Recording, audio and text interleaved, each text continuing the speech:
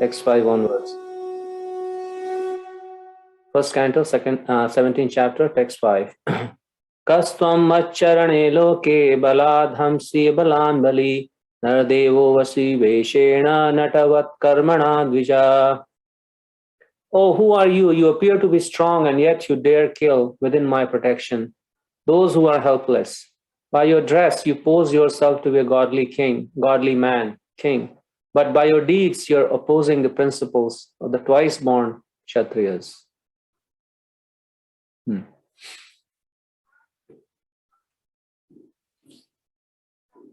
So he's in these verses, Maharaj Parikshit is confronting Kali, and he is exhibiting the behavior of an ideal king, whose foremost duty is to protect his citizens, his praja, which includes not just human beings, but everybody, including plants, animals, everybody in that kingdom are meant to be provided full protection, both materially and spiritually, by the king, the Kshatriya.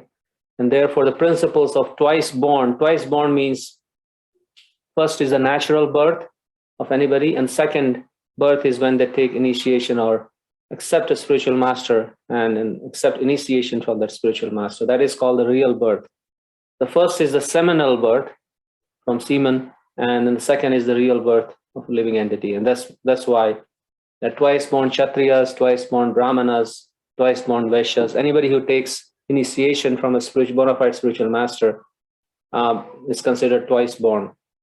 So that means they are qualified. They have learned the intricacies of their duties and their behavior.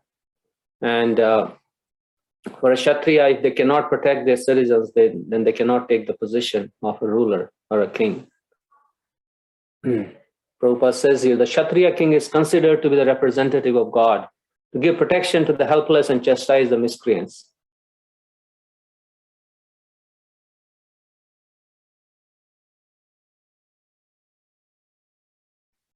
And last, he says, the modern human society is not twice born by spiritual culture. Therefore, the people's government by the people who are not twice born must be a government of Kali in which everyone is unhappy. Yastvam Krishne gate duram sahagandiva dhanvana sochasya sochayan rahasi praharan vadam arhasi. You rogue, do you dare beat an innocent cow because Lord Krishna and Arjuna, the carrier of the Gandiva bow,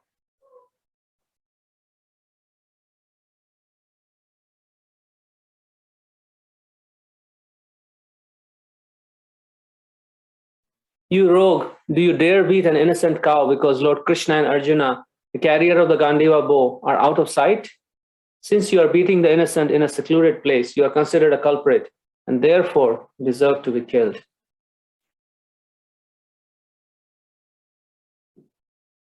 So killing an innocent animal, especially a cow, produces great amount of sin, karmic reaction. And a king is supposed to prevent that.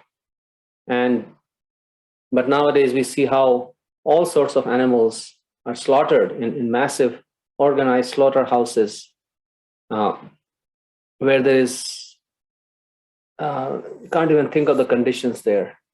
So, and as a result, the whole world is actually suffering from the reaction coming from those massive killings. And the king was supposed to, ideal king who was a representative of God, is meant to protect that. Tvam va minala dhavala pade nyuna padacharan visharupena kim kashid devo na parikhedayan. Then he, Maharaj Parikshit, asked the bull, oh, who are you? Are you a bull as white as a white lotus? Or are you a demigod? You have lost three of your legs and are moving on only one. Are you some demigod causing us grief in the form of a bull? So he's trying to find out who the bull is and why he's suffering like that.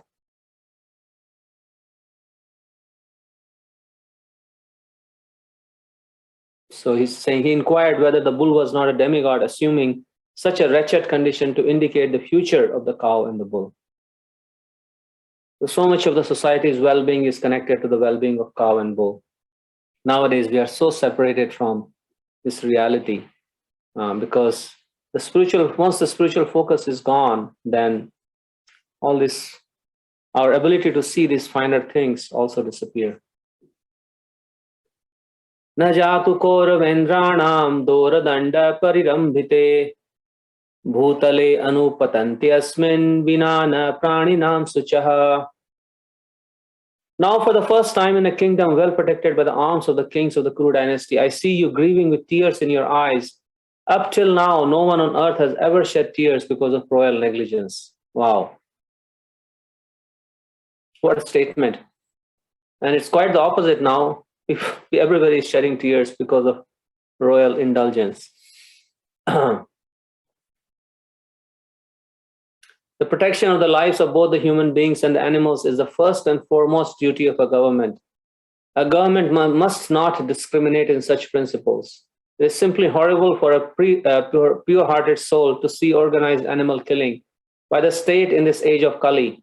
Maharaj Parikshit was lamenting for the tears in the eyes of the bull, and he was astonished to see such an unprecedented thing in his good kingdom. I wonder what Maharaj Parikshit would feel if he came today and saw the situation in the world.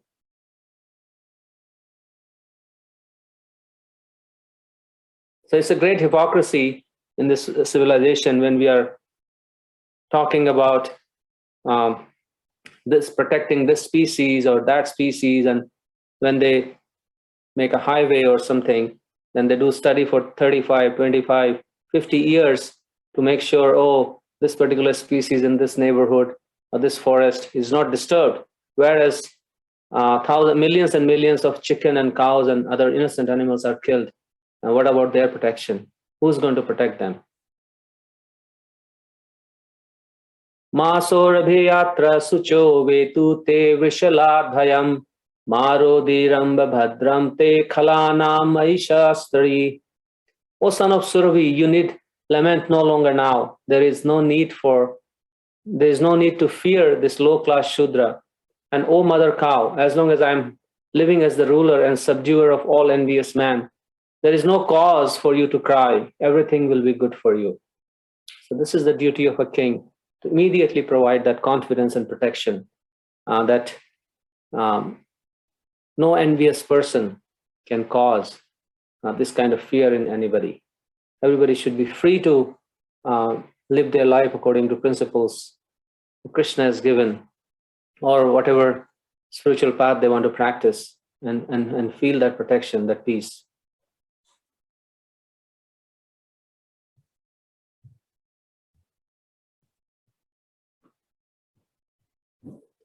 Yasya rashtre praja sarvas drashyante sadhya sadhuvi tasya mattasya nashyanti kirtirayur bhago gatihi.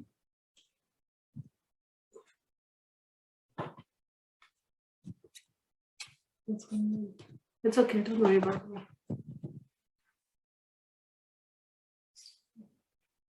Esharāgyam paro dharmo hiyartānām arti nigraha ata enam vadishyāmi bhutadruham asattamam. O chaste one, the king's good name, duration of life, and good rebirth vanish when all kinds of living beings are terrified by miscreants in his kingdom. It is certainly the prime duty of the king to subdue first the sufferings of those who suffer. Therefore, I must kill this most wretched man because he is violent against other living beings. So I was just thinking that how sometimes, one is entrusted with some very difficult duties as a king, as someone in a position of having to protect, whether it's to protect a kingdom or whether it is to protect a community. One has to sometimes be very vigilant. Just like Maharaj Parikshit, he was wandering around looking for, where the anomalies are, and he had to take some stand and see how one can rectify, the condition of one's kingdom. And that is a task that is. It's not a pleasant task. No, it's not a pleasant task.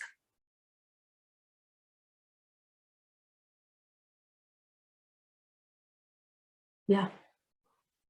And so it's very interesting how Maharaj Parikshit is willing to kill that Kali. Although he's just, somebody may say, oh, just hurting an animal. But what's the big deal? What's the big deal? Let's be compassionate. Yeah, let's be compassionate and blah, blah.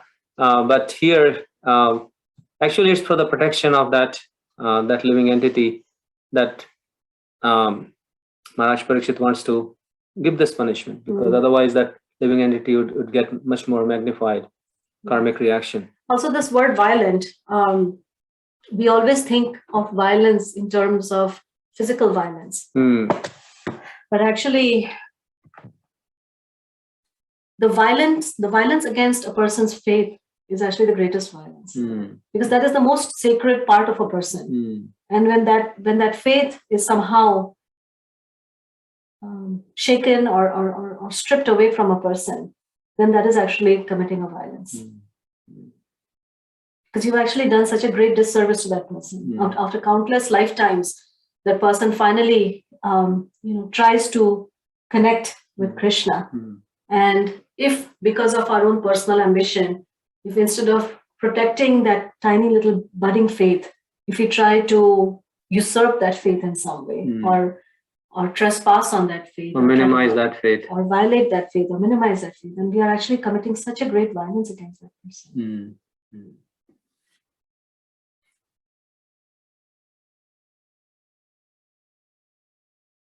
Let's read this. I want to read this.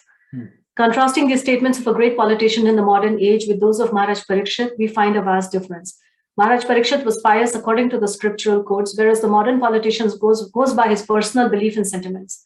Any great man of the material world is after all a conditioned soul, is bound by his hands and feet by the ropes of material nature, and still the foolish conditioned soul thinks of himself as free to act by his whimsical sentiments. So any kind of whimsical attitude, right, which is just based on a desire to be free, only creates disturbance.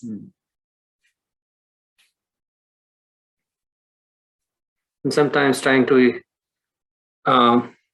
artificially friendly can also cause that violence. Yeah. I was actually thinking that, if you think about it, what's really happening is that Maharaj, this Kali, is also dressed up as a king. So he's posing as a king. As a protector. As a protector. And so sometimes it may be very difficult even to distinguish, like why is a person, protector, provider, benefactor. Yeah. Ko vrishat tav padam strin sorabheya chatuspada ma bhuvam swadrisha rashtre ragyam krishnanu.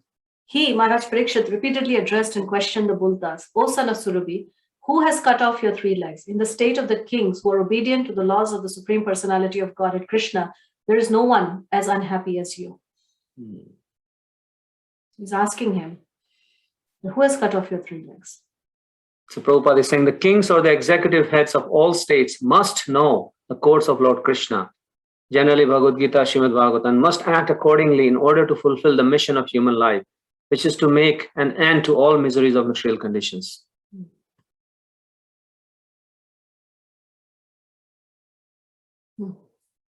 Akhyahi Vrishabhadram va sadhunam kritagasam atmavai kartaram parthanam kirti dushanam.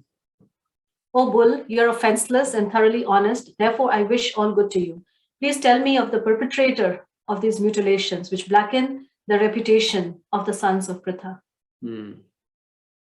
So, here is another thing, that when we come into spiritual life, we think that we are going to encounter utopia.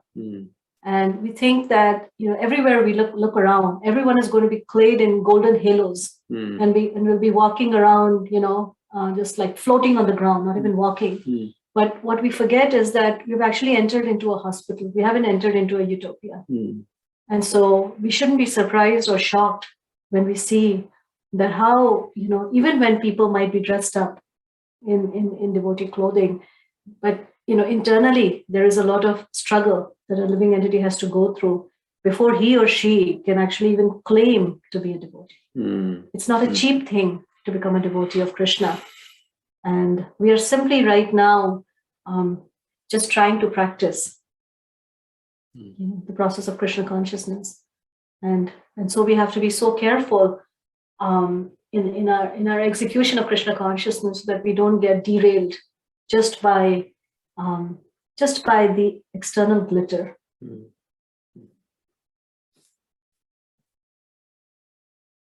Janeyanagasya gam yunjan sarvatosya chamadbhayam sadhunam bhadram evashyat asadhu damane krite. Whoever causes offenseless living beings to suffer must fear me anywhere and everywhere in the world. By curbing dishonest miscreants, one automatically benefits the offenseless. So sometimes we think that, non-violent or being a devotee means that one should just always be meek, and one should never take any strong steps. But here, the statement is very powerful that by curbing the miscreants, one is automatically benefiting the offenseless. So a big part of service is not just it's not just the act of actually benedicting people, but also preventing or protecting them from those who can actually harm them. Curbing dishonest miscreants. They can come in all form and shapes, dishonest miscreants. Anagashya bhuteshu ya agaskrin nirankushaha ahartasmi bhujam sakshat amartasyapi sangadam. An upstart living being who commits offenses by torturing those who are offenseless shall be directly uprooted by me, even though he be a denizen of heaven with armor and decorations. So even if he is a denizen of heaven, and even if he is wearing armor and decorations, doesn't matter. It doesn't matter who that person is. If that person is creating or committing offenses by torturing those who are offenseless, then that person will be uprooted. And that's what it means to be a leader, actually.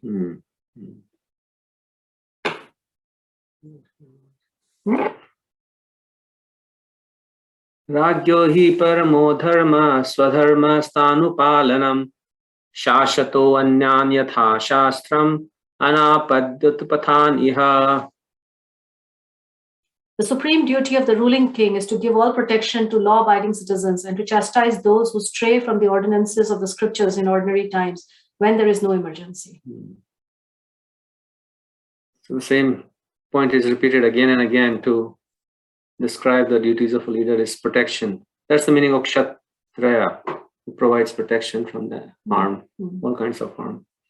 Dharma uvacha etadva pandaveyanam yuktam arthabhayam vachaha yesham gunagune krishno dotyado bhagavan kritaha. The personality of religion said, these words just spoken by you befit a person of the Pandava dynasty, captivated by the devotional qualities of the Pandavas. Even Lord Krishna, the personality of Godhead, performed duties as a messenger. So I guess since we are representing the Supreme, in whatever position we are, when we embark on the spiritual journey, we are representing the Supreme, and we must be careful in our actions, that we do not bring a bad name to the Supreme Lord, to the path of spiritual life. And Maharaj Parikshit is ensuring that. I think we can pause here. It's 10:30. Okay, so we can stop. Yeah, this I think we should do tomorrow. It's a big topic. All right. So we'll take reflections, comments, questions.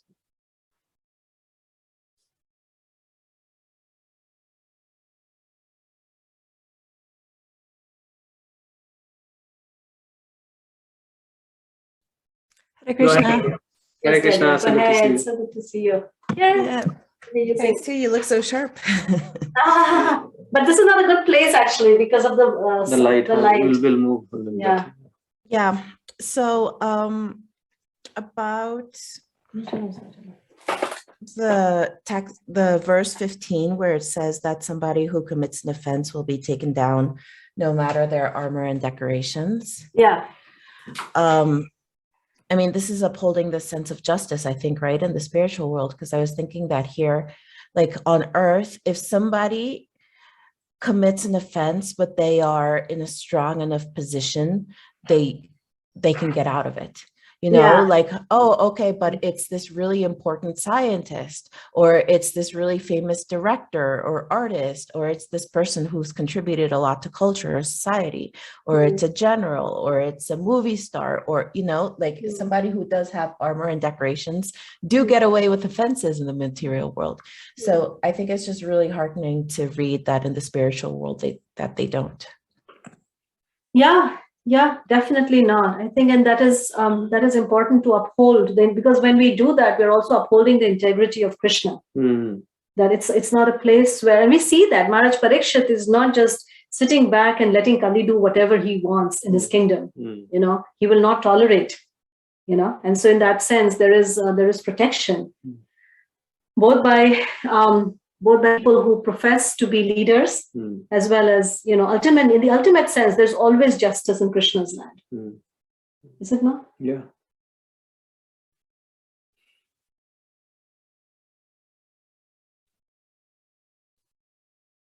Yes, Amritwani, any thoughts from you?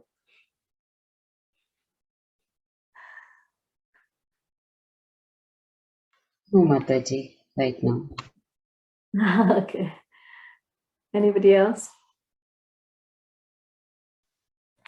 Yeah, I had a question. Yes, Amrita, go ahead. So you mentioned that, you know, violating someone's faith is the biggest offense. What would be an example of like how one's faith can be violated? It's a big topic. There are many ways. I mean, the first is, of course, our own behavior, right? If we are, this happens all the time in India, especially, and I mean, everywhere. You know, people of faith, they'll misuse their position and exploit women. Sometimes they will, you know, try to usurp money in the name of trying to, you know, take care of people. Sometimes even they might, I mean, there's just so many ways, right? Just it ultimately boils down to, you know, like, for example, there are even people who will speak on the Bhagavad Gita and the Srimad Bhagavatam, but will just mislead people. And they'll say, I am God, you know, follow me. You don't have to follow any scriptures, just follow me. There's so many ways. And then even within the devotee circle, sometimes if you're not careful of how we are representing ourselves, and, you know, suppose if we start acting in a very whimsical manner or independent manner without proper guidance, you know, just based on our ego, whatever, there can be so many ways that we can actually mislead people. It's a razor's edge. If a person has faith in somebody, then you might find that sometimes people try to disturb that faith connection between two people. That's a violence. So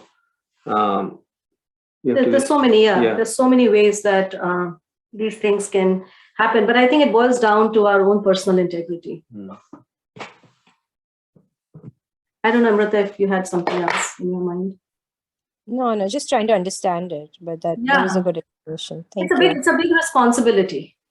It's a very big responsibility. Whenever we are, you know, acting, it's not just a matter of just information sharing, because Shraddha literally means where you place your heart. Yeah, the people see us acting in whimsical way, exploitative way, then they may say, oh, spiritual life, why should I take spiritual life? After taking spiritual life, people behave in this way, I'm better off not taking it. Right? There and then we have violated the faith. That person has lost faith in spirituality, whatever path they are following, or they may follow. I was actually thinking about it from this point of view, is that when you have faith, you know, how another person can violate that faith as well. Like, you need to protect your own faith as well, right? Because it's such a precious thing. And it also, I think, you know, people have envy towards it too, right? You can sense that when you have the faith, you know, they try to test you. Yeah. And that's a very good point, Amrita, that, you know, we have to be so careful, you know, where we place our faith, and we have to guard it and not let it get swayed by superficial things. I mean, superficial things there's no question, it can sway us so easily. Charisma can sway us.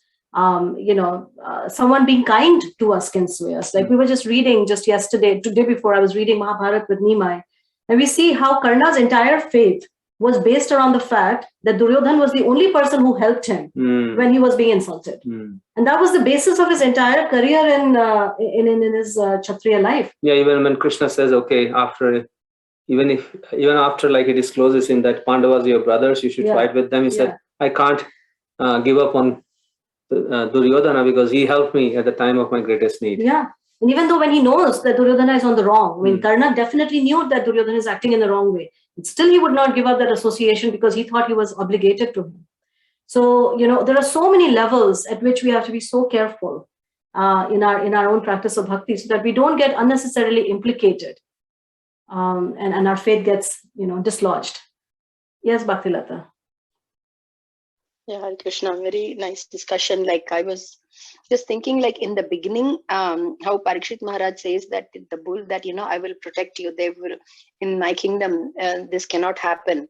I was thinking, and then the dialogue goes off in a different direction, like, that punishment happens, like, for violators like that. I was thinking that protection is like a two-way thing. Unless we allow the person to like that protection, then we can't receive. So it is like both ways. Yeah. So so where we place our faith means like, where we place faith in that, okay, this person will protect me, kind of, like, right? Like this king is going to give me the protection. It is true. It is true. And if we are overly sentimental about it, then we are not able to see that, where I think there's some story like that also that I think, and I forget that, like, this bird, it's covered by some animal comes and puts a spoop on it. And so it's protected. But then some other bird comes, I think something else comes and removes that. And then actually some eagle comes and eats it up. So the moral of the story, it's a gross story, but the moral is that not everyone who's helping us, just like in Karna's case, not everyone who's helping us is our best friend, right? So we have to know where our real self-interest lies, and we have to accordingly respond so that our bhakti creeper is not disturbed in the process of practicing Krishna consciousness. Martha, go ahead. Thank you. I'm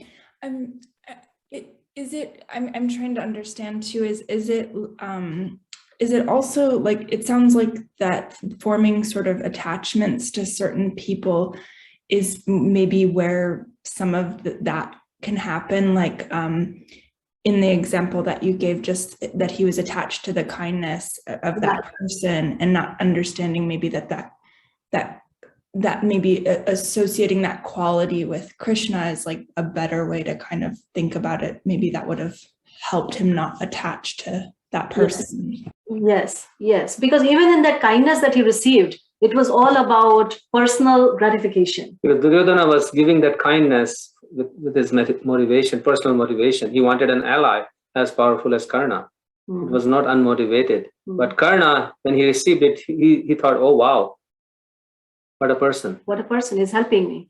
So, and this happens a lot. I mean, in the course of our own journey, we have come across people who sometimes just put their faith because someone looks charismatic or someone is trying to be helpful or someone is trying to go out of their way to do this for me or do that for me. But without really seeing that, that is it really beneficial for my bhakti? Is this really going to help my bhakti? Is it really going to enhance my faith? Or is it actually going to decrease my faith? So one has to always be careful that where one places one's faith. It's a very sacred thing. Yeah, reminds me of who's on your flag lesson of the Bija class. Nice.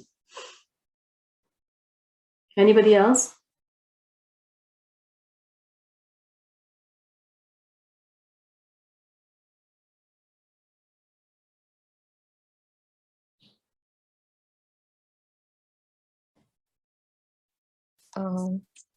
Hare Krishna Mataji.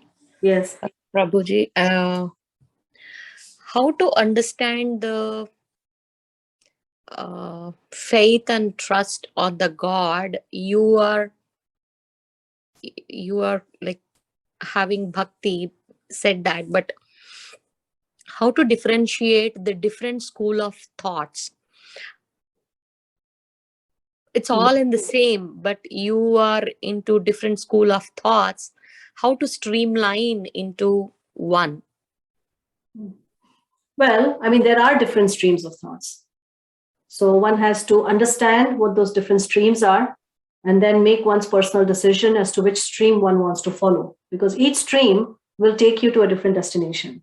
So that intelligence, again, one has to discriminate and use one's intelligence. So for example, if you follow the process of karma kand, for example, which is a distinct stream within the Vedic tradition, which is that you worship and then you get something in return. Then you worship some of the demigods. You worship some of the demigods and then you get a certain destination, which is maybe you'll attain the heavenly planet or maybe you'll get some material opulence. So that's a distinctive stream.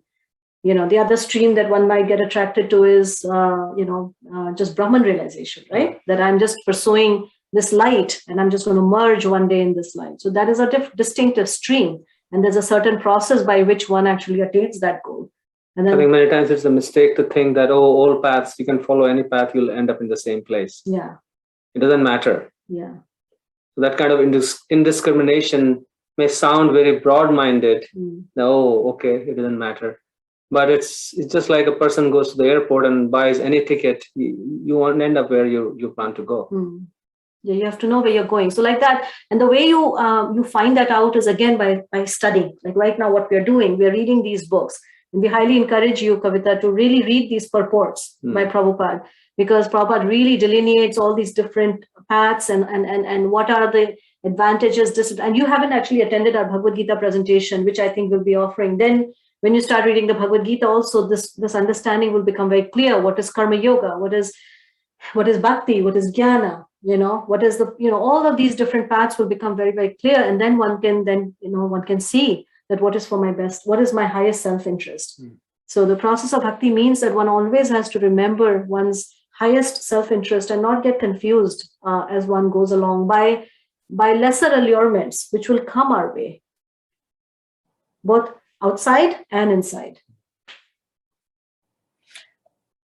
There is an extension of the question, actually. Yeah. All this is fine. Different school of thoughts in the sense, like not understanding the knowledge, karma yoga and jnana yoga and all that. Because coming into studying like spirituality, Bhagavad Gita, but there are so many other, like Chinmaya Mission, there are so many other same following. There are so many foundations which people are encouraging to do. I'm just confused I feel many things. So that is what I am going through. Sure. And and that confusion is natural. And that's again, the, similar answer that, we have to be able to see, when we are discussing the philosophy, just like what you're doing, asking those pertinent questions, expressing those doubts that, okay, why am I doing this?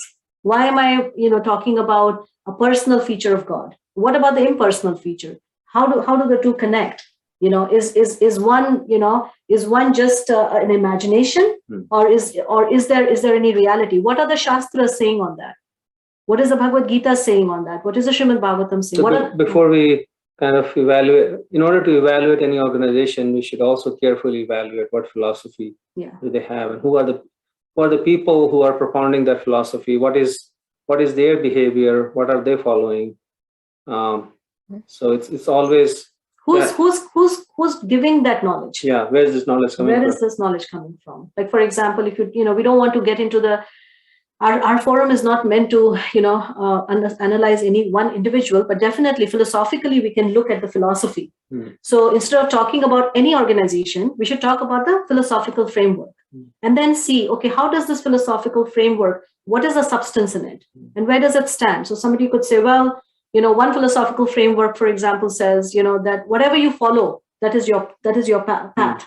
Jato mat tato path, right? So that could be one aspect of that philosophy. Then one can analyze that scrutinizingly. Is that necessarily true? That whatever your mind says, if you just follow that, can that really become your path? And if I follow that, where will this lead me? And then somebody could say, well, there's another aspect of the philosophy which may say that you can just pick any form, and that form is anyways an illusion. In the ultimate sense, there is no form and there is no deity. And even when Krishna comes or when Lord Ramachandra comes, they are acting under the control of this matter. They're simply aspects of Brahman descending as humans and acting in a human capacity. There's nothing supernatural about them. You can also become Ram, by the way. You can also become Krishna. So one should take that aspect of the philosophy and then analyze that, scrutinizing. Is that necessarily true? Am I also God? You know? So majority of the organizations and philosophies in the world that are floating right now are basically this idea that there is no one God, there is no form to God. You're all God. That's this whole philosophy that is floating around. That's creating havoc in people, because it's like you don't need to take protection or from anybody. And we don't even understand who our real source is. If you think that I am God, then I'm my own source. Why do I need any God? So this whole idea of becoming independent of, which we are not. We can't even control our motion in the morning. So what kind of God are we? And Prabhupada would talk about that. Yeah. That, Prabhupada would many times when somebody would say that, Prabhupada, this Swamiji is saying I'm God. Prabhupada said, he's not God, he's dog. So, we have to know who is God. It's not a cheap thing. And yet we see that, certain gurus will pose themselves as God. They will wear a peacock feather on their head, or they will, there's so many things that are going on. So instead of criticizing any individual person, we should very objectively look at the philosophical framework and see whether that philosophical framework is supported by the scriptures.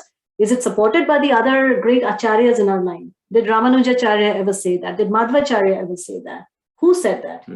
Where is this knowledge coming from? Is there a disciplic chain? Not just a disciplic chain of two teachers. The Prabhupada says, I think in one of the purports, Prabhupada talks about that this guru said he came and I think he touched him or something, and then he touched him with he put his hand on his head and electric current flowed. And then he became unconscious, and then he said, okay, now I have given you all my power and now I have nothing else left. And Prabhupada comments on that, and he says that is not the way of spiritual cultivation, that I have given you all the knowledge, now I have nothing left.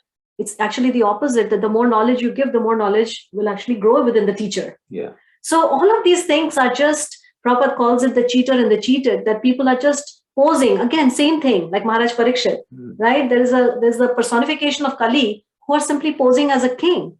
And again, that's a violence. They're cutting down the leg, which means that they're destroying the faith of so many people by that behavior. And normally what is very prevalent nowadays is presenting nonsense philosophy using very intellectual sounding phrases and presentations. But the bottom line is that it kind of enables people to follow whatever they want to follow. That's what Dalia is saying. Yeah, so it kind of, people feel good about it. It's a feel good thing. Okay, I can just follow whatever I want. I don't have to do anything. No, you can eat whatever you want. Yeah, you can live any kind of lifestyle that you want. You can do whatever you want and still be called spiritual, because that's what you think you are. So I guess ultimately it boils down to what a person wants. Yeah. And that's why people follow whatever they want to follow. Yeah. But if you really want to analyze Kavita, the best way to analyze is not to think in terms of this organization and that organization. The best way to analyze is to analyze what is the philosophical framework, and look at that philosophical framework critically, without any biases. Just look at it squarely and say, does this hold up? And then who's backing it up? What is a knowledge chain? Like evidence, custody of evidence, right? No, evidence chain. Where is it coming from? Okay. Yeah. Thank you. Does that help at all, or you have further thoughts? Yeah, I think I will discuss a little more later. Okay. Yeah. Yes, we can talk offline. Yeah. Thank you. 50. So today's discussion has all been about posturing, right? Posturing. Yeah. Revelation. Yeah, Delia. I think I'm understanding now how lots of charismatic modern leaders base their knowledge on revelation without textual support. Yeah. And revelation is there in our tradition also, but it's revelation backed by sound practice that is coming down in a chain of teachers. And it's always revelation which is checked in by Shastra, by Guru. Yeah, by Guru and Shastra. Yeah. There are people that we always, like it never happens that a devotee will wake up one day and say, Krishna just came to me in a dream last night and he told me to go around and do this. Yeah. That doesn't stand on any ground, so it has to be backed up by Shastra and your Guru. Guru, Sadhu, and Shastra. Yeah, Guru, Sadhu, and Shastra. Yeah, then you'll never get cheated. If you follow this three-legged principle, Guru means bona fide spiritual master who's coming in a chain, bona fide chain, not just a one-off Guru. And Sadhu means who are also follow, and Shastra means the scriptures. So what is the basis? And then we can never go wrong. If we just try to follow just one, we may go wrong. Even if you just follow one, you may go wrong. Yeah. That's true.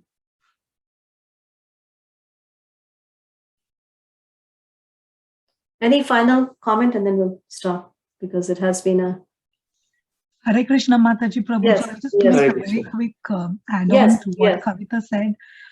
Yesterday, I was discussing this with a group of friends, and the point that came up was very, very clear from the other person that the God is within you, right? So the only thing that people talk about self-realization is for you to find the God within you and connect with the universe, and there is nothing else for you to seek, and there is no other absolute truth. So that conversation really made me think, where is this coming from? Why is this person sounding as confident? So, but I did not want to continue the argument at that time because I think I was not mentally ready also to respond. So, yeah.